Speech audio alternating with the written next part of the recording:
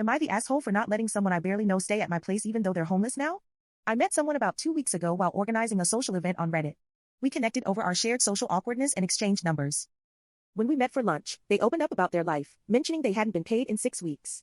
I felt bad and offered to pay for their lunch. A few days later, they casually mentioned they had actually been fired, which explained the lack of pay. I felt sorry for them but assumed they had some savings since they were still attending social events and seemed relatively okay. They also mentioned that their parents live close by, so I figured they had a support system.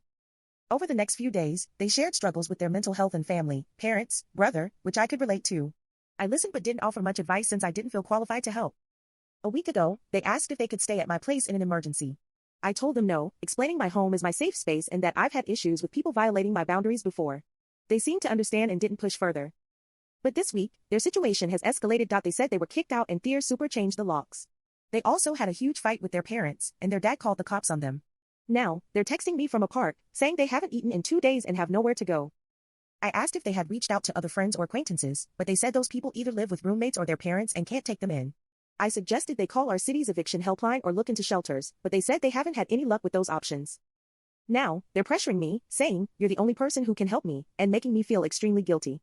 I feel terrible about their situation, and I wish I could do something to help, but I also feel strongly about protecting my boundaries. I've only known them for 2 weeks, and letting them stay at my place would make me uncomfortable, especially given how chaotic their life seems right now. I have a gut feeling that some of what they're telling me isn't adding up. For example, they've given me conflicting timelines about when exactly they got evicted. On different days, they've said the landlord or super changed the locks, but the details don't seem consistent. It makes me wonder if there's more to the story that they're not being honest about, which only adds to my discomfort.